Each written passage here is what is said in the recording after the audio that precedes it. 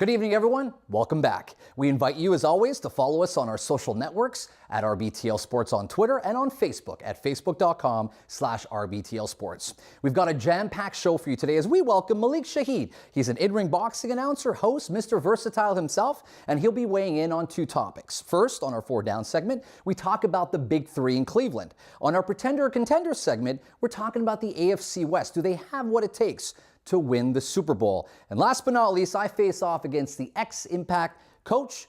You know him, very opinionated, outspoken, John Liminiadis. You don't want to go anywhere. It's happening right here, right now. It's time to read between the lines.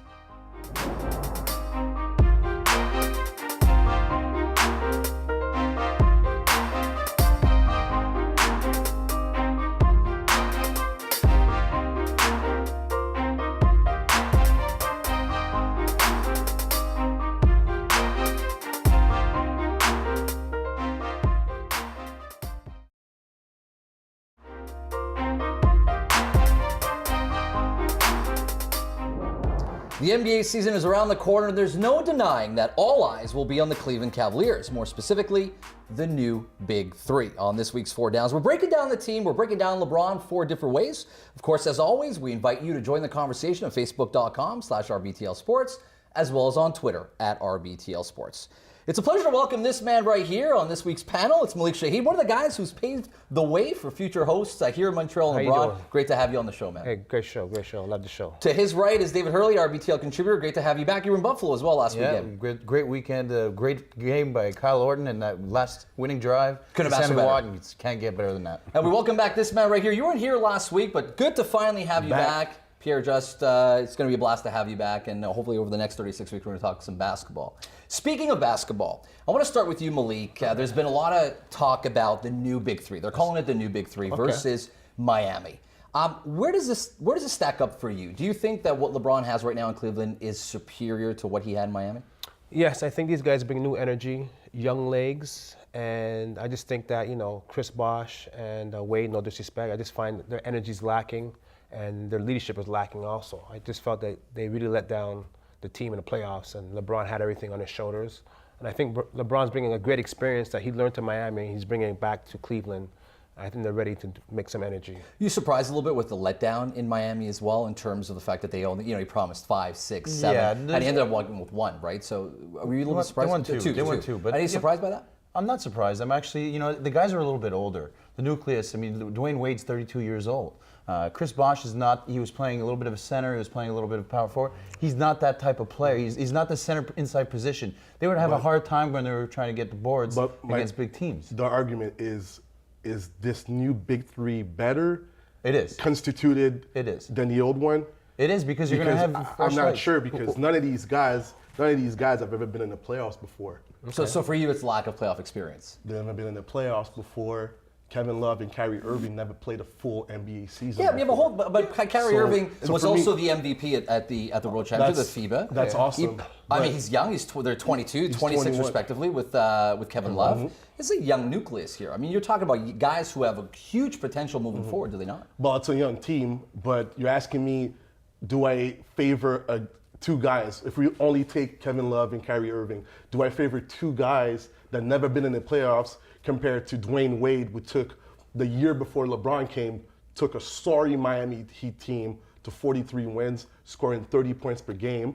Kevin Love, but he lost his energy. He's injured. Are we talking at the current state? Because the current state for me, Dwayne Wade the last 5 years. They're not there yet. We have to wait and see. But if you talk about current state, though, you look at Kevin Love, right? Averaging what, 20 points per game, He's 12 rebounds. Last year he was averaging almost 15 last year, if I'm not mistaken. Yeah. These are a huge number. He's never had a guy dropping threes like Kevin Love can drop. He's 6'10". He drops them like he's 6'4". In terms of spacing, it's a different dynamic that Kevin Love is going to bring to the team. There's no denying that. Kyrie Irving can shoot threes as well. But in terms of, if you're asking me if this team, as it is right now, this new Big Three, is going to be more dominant, I'm not entirely sure. I think they will be. They will be more dominant, because look at the pieces they have around them. They got Mike Miller that's coming to Cleveland. Well. You got Sean Marion. Yeah. That's going to be a really, really good stacked team. You have Andres Valjean, who's still going to be there. Yeah. Well, where they do have a new coach, never coaching in the league. Yeah, he never coached in the NBA, but he's not really going to have to do much. Just like in Miami when Yeah, but they had LeBron Pat right Riley. there was a new coach as well. But I you- was but you- surprised about the new Yeah. coach. I was a little disappointed that they didn't get a veteran coach to come in there and help them. You don't need a veteran coach. I honestly You don't thought need a for the veteran kind of team that they have, Yeah. you always need a team. You always need a coach. Yeah, In the exactly, NBA, yeah. the NBA is the kind of league a leader. where Time out. you need a leader. LeBron James took that Cleveland Cavaliers team to an NBA Finals. Yes, Yeah. they got swept. But they never got to but the next he level. did it all by himself with no pieces around him. Now he's got weapons. He's going to have an opportunity. He's going to be throwing 28 points, and I'm telling you, 28 points 10 times a game. And LeBron has never played with a guy like Kyrie Irving. But he's ever. but a point guard of that he was magnitude. before he I was a mean, point it's, guard. You're talking about Dwayne Wade here. Dwayne Wade, if you're taking Jordan and Kobe Bryant out the picture, he's the third best shooting guard of all time. I don't know about shooting. Yeah, in terms of shooting guard, He's not a great shooter. He's Who not do a you great have? No, a shooter. shooting Wait. guard, the position, the two position. Okay. There's not 15 twos that were better than Dwayne Wade. So you're figuring out that equation, But- and on top of that, you're adding Chris Bosh, who averaged, let's say officially, Kevin Love averages in his career 19 and 12, where Chris Bosh averages 19 and 8. And Okay. he did go to the playoffs twice. Bosh yeah, but Yeah. Kevin Love also has the most Yeah, double it's doubles. about about experience 6 as well. boards. You know, it's about the baggage that. I agree, but I just find Chris Bosh lost his lust since he left Toronto. I think he doesn't have the same impact. He's not playing with the same. Yeah, because he has not to that guy modify his anymore. game. He's not the guy anymore. Yeah, has but to I don't modify like his ways game. modifying his game. You know what I mean? He needs to get in there and bang. You need to have that killer Chris Love is attitude. going to get in there and bang. Yeah. Yeah, but who? But that's entitled to the coaches. The coaches had to figure out a scheme to But where- to use their strengths. Pierre, I mean, for Kevin Love, right, we can't deny the fact that the lack of playoff experience is going to take a toll here. There's no doubt, right? This is something that everybody's watching. This is the first time that Kevin Love is in a championship or bust scenario. Not really. No, I mean, He played on the it's Olympic not- team. it's He a played on the US Olympic team, Yeah. Kevin Love. No, but Yeah, I'm talking but about in the NBA. nothing to Kevin that Love has level. been I know, but the pressure he's sustaining. He's on the poor Timberwolves. Where are they going? Even Yeah, Kevin but- Garnett had No, to but leave. my just to give argument it is Kevin this- Garnett left and won a championship in Boston. Yeah, but he had to go to Ray Allen and Paul Pierce to do that. And that Kevin Love is going down to Cleveland. Well, Craig Bosh the is the argument same is thing. not. He Your gonna argument do is work. not. He gonna do work. He's gonna do work, and No, he you're got saying he's doing LeBron. work. I'm saying You know what that I mean? you go- It's you gonna want the open guys- it up for him. Yeah, All right, what do before want you It's gonna two open kill up each for other, him. before you two kill each other, stay We're right good. there because I We're want to good. bring that same energy as Yeah. we go to break. We're changing gears. We're going to the National Football League, and we're discussing the AFC West. Are they pretenders or contenders? Stay with us.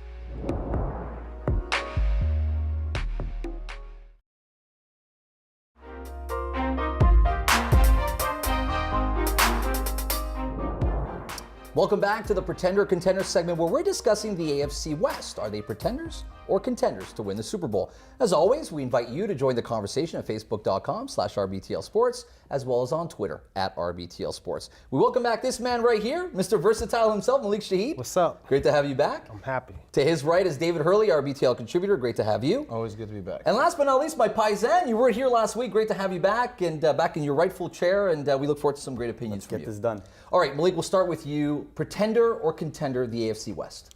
I'm jumping on the bandwagon. I'm going with the Broncos. With My pride, right? my Right man, away. my man Manning, you know what I mean? He has experience. He's mature. You know what I mean? They did a great acquisition by getting Ware on the defense. The offensive line is protecting him well, and you know they got the Thomas receivers. has been looking really good too. They got the receivers. You know what I mean? I'm on the bandwagon. Broncos. Anthony? I think I could summarize the AFC West in one word, and that's Peyton. The greatest of all time. Broncos should be 6-0. They slipped up in Seattle in the OT.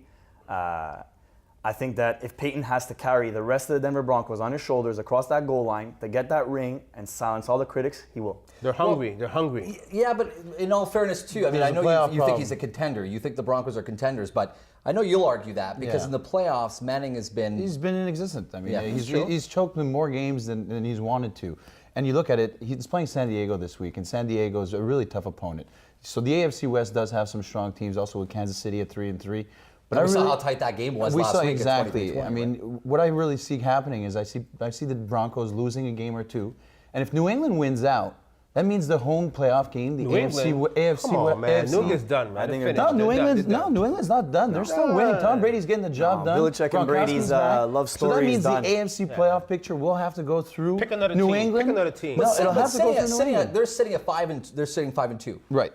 And you're saying they're done. They barely beat the Jets.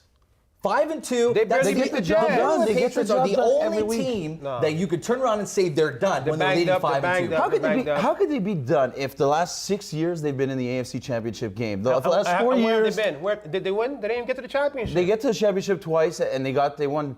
You know, they lost in the Super Bowl twice to the Giants. The problem, you people, is that you're dreaming of a Brady of the past.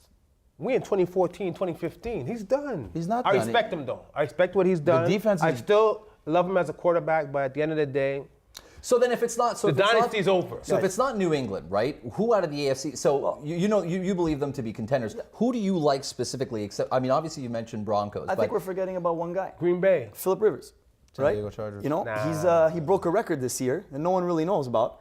He has a passer rating of over 120 in 5 consecutive games. It's all right, but he don't broke got the that team. He don't got the team. He doesn't got the He team, don't got but the he's team. always got it done. Statistically, 5-2. he had nobody to throw the ball to. I don't believe He them. threw the ball to They're Antonio shaky, Gates shaky. for so many years. Chargers are and shaky Yeah, over the past year. I think whoever comes out of the game tonight is going to be a good indication who would make a good run in the Broncos playoffs. are coming Well, up, there's, baby. there's no doubt that tonight is a Broncos. pivotal match for the AFC West. Do you foresee a power shift in the AFC West? We've talked about them being potential contenders or pretenders, depending on how you look at it. Do you see a power shift? Do you see the AFC West ending exactly where it is right now in terms of order, where we have the Broncos winning the division, etc.? Yeah. I mean, the Raiders we know will be at the bottom. Yeah, No offense to unfortunately, your the Raiders Raiders. are 0-6, and then they'll probably finish with 1 win or 2 wins this year. But yeah, in the AFC West, you're probably going to be looking at Denver at number 1. You're looking at San Diego, and you're looking at Kansas City. Kansas City and Miami will play it out close to at the end of the year, kind of same thing as last year, to be the last team in the playoffs. So you have 2 wildcard teams, I think, from the AFC West, which will be San Diego, Kansas City, and you'll have Denver. But I think Denver is going to lose 1 or 2 games, really important games, to either San Diego or Kansas City, and that'll give New England that opportunity. And I don't want to be repeating myself, but Peyton Manning does not win on the road. Peyton Manning will have a hard time getting out of the divisional round. He's lost 8 times in the divisional round, and he'll lose a 9th time this year. It's okay. He's 30 years old. He's hungry. They lost last year. They're hungry. He's been this hungry year. his whole career, but he keeps choking. Even at Florida, at Tennessee, he couldn't even beat Florida. Out of the 4 years, he never once beat them. He got to the Super Bowl, lost twice, and won 1 time against Rex Grossman. Is this the best? Is this the best you've ever seen Peyton Manning, as far as you can recall the last couple of years? Confidence-wise. I think so. I just feel the Broncos as an organization have made the right moves, and I just feel they're on the right path. And Phillip Rivers for you is clearly the Chargers are a team to watch out for in the AFC West for you. I mean, I think Phillip Rivers doesn't have too many weapons to go to, but like That's I said, the problem. statistically, You said it right there. that could be a problem. Like statistically, he wins games. Like I said earlier, He can win he had no games. one to throw the ball to. He had Antonio Gates to throw the ball His whole to, career, he's had Antonio Gates. and he still has decent statistics in the postseason. You know, he has a losing record, but I think that he can carry them into the playoffs. I like Rivers too, but at the end of the day, I don't believe in the team. He fell a touchdown short last year of tying that game and beating Denver in the 4th quarter. I don't believe in the organization. I believe in the Broncos organization. San Diego's got a history of losing, but that's another thing. And they got blown out in that Super Bowl against the Niners. Oh yeah, that's the one. With regards to the AFC West, though, they're going to have to go through some stiff competition Absolutely. to be able to win it all. It's easy to say within the AFC West, Denver's a contender. But over the course of the season, over the course of the playoffs, do you still have that same confidence when you look at some of the big boys in the AFC? Who are the big boys for you? You're gonna go with New England. You're gonna go with Denver. I You're gonna have to go Baltimore. with New England. I have to go with New England because of the history of him being under pressure, how well he's executed under pressure, and but his they have the playoff record as well has been phenomenal. Do they have the I think he's pieces? a wide receiver. They had no wide receivers. Yeah. Now they have Gronkowski. They've got they've got some good. As long as weapons. he's healthy. Vereen is playing very well. There you go, healthy. I mean, losing Ridley hurts, but you still have Gerard Mayo on How's the defense. offensive line? I'm going back to Very the simple shaky, very point. shaky, I'm very going back to the shaky. simple Good point. The bromance between Belichick and Brady's over, and the Denver Broncos are my contenders. I'll end it on that note. Great to have you on the show, Hey, thank and you. Thanks hopefully for we'll having have me, you babe. back as a regular guest. I know you have a lot coming up. You always have a lot coming up. Exactly. Talk to us a little bit about where people can catch you and some of the things you're working on. I mean, you check me out on MalikShaheed.tv, you know what I mean? You can see a lot of things I'm doing. And also I'm hosting the event with the Grant brothers happening at Vaudreuil, Chateau Vaudreuil on Friday, November 7th. It's a great boxing gala. If you're a boxing fan, come check it out. It's gonna Safe be to say 3 tickets put aside for the crew? No doubt, man. Plus VIP. We'll put you There in it the is. VIP We got section. VIP. We got bottles. We got pop bottles too. I love it. I Pop love those it. bottles. Thanks for being here, man. I really appreciate it. Thank you. Stay with us after the break. You know what it means. This Thursday night, the spread is up next. Don't go anywhere.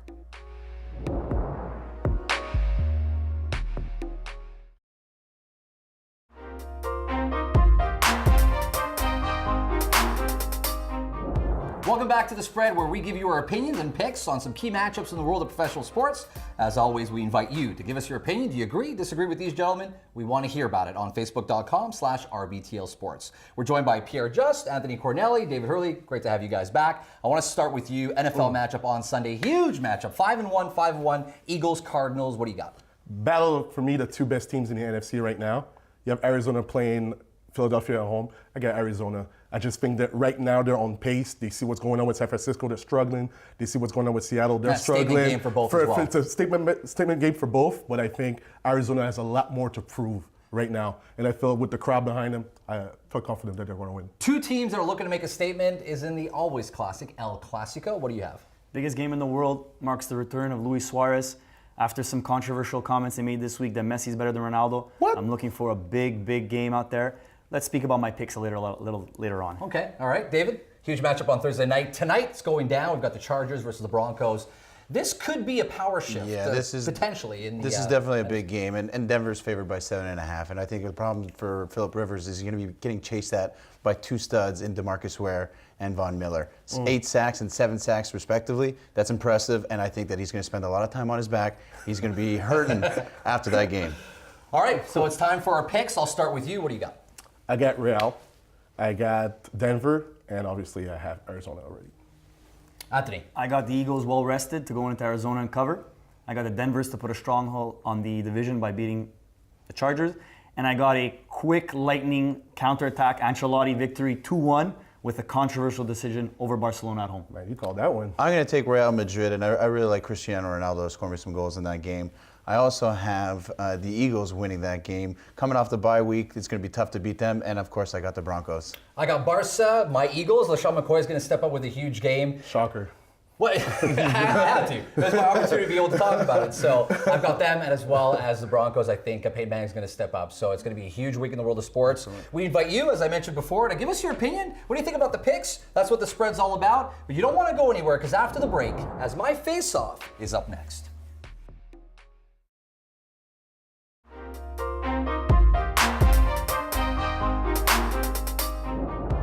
With over 40 appearances on the Canadian national soccer team, as well as over 120 appearances on the Montreal Impact, it's a great pleasure to welcome this man right here. Face off against the ex-coach of the Montreal Impact. Great to welcome John Lemieux. Thanks for being on. How are you, Adam? Thanks for having me. First things first, we got to talk about this All-11 team that the Canadian Soccer Association just released, and your name is not on it. Well, first of all, it's the first time I hear of it, to be honest.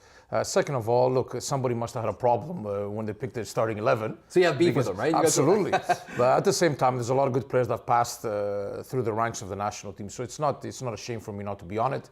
I'm part of the Canadian Soccer Hall of Fame, so it's already recognized enough, so for me it's not an issue. There's no doubt the success you've seen as a player. And speaking of Canadian soccer, it's never been the same since 1986. You arrived on the Canadian national team as of 87 on. Yeah. What do you think is the number one factor of why Canada is not seeing the success? There's such a huge fan base here, and it's the most practiced sport in Canada. What do you think is the reason why that's not? Well, I think one of the main reasons, there's many, but one of the main reasons is money. There's a lack of funding. Everything gets paid by the player and by the inscription of the club they play in, and certainly not enough. I mean, you need a lot of money in order to be successful. And the other part is you may have the money, but you have the competency in order to do what's needed. I think we're far behind in that. I think there's a lack of talent in general. There are some good players, right, but we just don't have enough together in one team in order to be able to be more successful. I want to talk about a lot of the things that happen behind closed doors. Yeah. You know, you're an easy target as a coach of Montreal Impact. The media here is crazy about soccer. Yeah. How much happens behind closed doors that the average fan doesn't get to see? Because a lot of decisions you had made over the course of your career were questionable. Of course. From the fans' perspective. Of course. But it could be that your hand was tied behind the doors. Maybe talk to us, give us an insight on that. Well, with me, when going into the Impact, obviously I know the organization quite well, having played before. So me going in, I knew there would be a little bit of criticism per se. My relationship is not the greatest with the Montreal Impact. I was a bit surprised that they actually asked me to coach the team. There's a lot of things that go on, and there's a lot of things that stay into the locker room or stay within an organization, because I know a lot of reporters ask things. Sure. But there's some things you can't just say outside. Did I have a particular issue while I coached the team? No. I think I was very candid in the way I did things. They knew exactly what I thought when it came to the administration, when it came to the players. And I didn't have a lot of interference. But at the same time, going in, I kind of knew that this wasn't going to last too long, because I'm not the type of guy that can sustain something for a long time, because my methods are a little bit strong to some extent, and and he gave me the opportunity to do what I love to do, and I'm always grateful for it. But behind closed doors, there are things that could be said and the things that should never be said.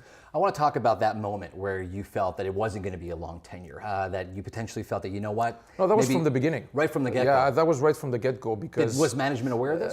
No, I think the issue back then was they always wanted to go into the MLS. So it all depended what they were going to do once they arrived into the MLS. But I know it's a business that it could be short-term, could be long-term. But like I said before, I think my character is a little bit strong, going into characters that were a bit strong, and a little bit my past history with the club. Sure. I thought it wasn't going to be something that was going to last forever. People know you as being outspoken and opinionated. Do you feel that to a certain degree that was maybe one of the reasons of the downfall, or what reason why it didn't work as a coach? No, I don't think that was the case at all. I think it was more of the organization wanted to win and wanted to win every game, and that's not possible.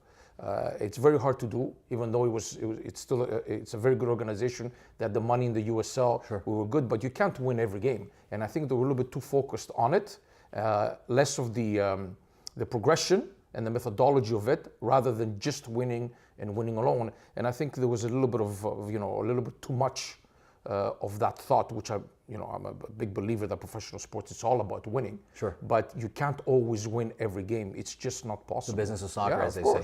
You're wearing a Lakeshore jersey. I see that you've obviously transcended well and transitioned well. Yeah. Where are you now in soccer? How has it been for you since that moment? Well, look, I was in soccer before. I was with the Lac Louis Soccer Association. So I got into soccer. It was something that I've always wanted to do the rest of my life. Sure. There was no question. So as soon as I stopped playing, I got into coaching and slowly got involved with a regional association.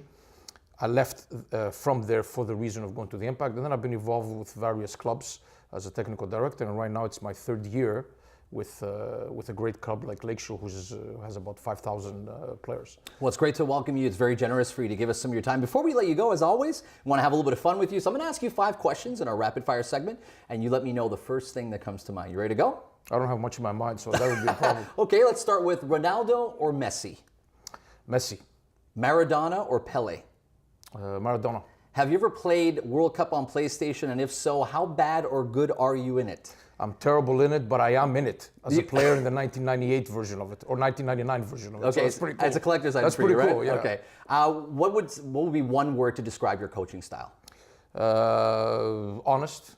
And last but not least, one word to describe your experience playing at Aris Thessaloniki for all of our Greek watchers. Dream come true. Great to see you. Thanks for doing this, John. Absolute pleasure. Continued success on all your Thank you very much, guys, and good luck on the show. Stay with us after the break. My rant is up next. Should be a lot of fun.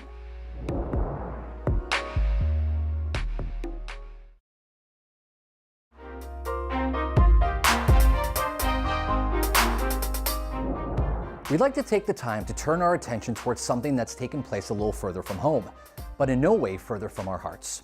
The 2013 Valentine's Day Massacre. And just before we dive into this any further, let me first point out the sole fact that we're still referring this situation as an open case is downright sickening. We'll take a look and move and travel to Pretoria, South Africa, to the home of Oscar Pistorius, perhaps better known as the Olympic Blade Runner. Now, I'm sure you've heard all about this by now, as it's already been covered over a year and a half since the tragic night that ended with the horrific death of former girlfriend and model Reeva Steenkamp. Turn back the page to February 14, 2013. Pistorius and Steenkamp were laying in bed together and got into a fight on what's supposed to be the most romantic day of the year. Doesn't sound very different than our own lives, right? Wrong. The evidence describes the case as a lovers' quarrel, as Steenkamp stormed into the bathroom, crying and shook from the situation to hide. Pistorius took the time to put on his famous prosthetic legs, smashed the door in with a cricket bat, walked across the room, grabbed his gun, and fired multiple shots in quick succession through the door, murdering his girlfriend. He claims he thought it was a robber who snuck into his house and was hiding in the bathroom, so fear and trained reflexes as an athlete are what caused him to pull the trigger. To make matters worse, Pistorius has a long history of violence towards women and trouble with the law. On September 12, 2014, Pistorius was charged with culpable homicide, a much lesser charge than premeditated murder, and that has him facing a maximum of 15 years in prison, but could equally has a chance to wind up with extended probation, house arrest, or even a fine. So what does this say about our current state of society when the value of a person's life is measured not in fairness, but in wealth? No matter how you look at this, it is a perfect example of corruption and celebrity power. Is a poor girl's life really worth more or less because he's worth more in dollars and cents? Once again, we're asking you to read between the lines. On behalf of the entire team, thanks for being with us, and we'll see you next week. Adam Reid's wardrobe is provided by Carve Clothing, available at carve.ca. Salon services courtesy of Glam Atelier, La Maison de Beauté. Catering services provided by Season Dreams by J. Anthony.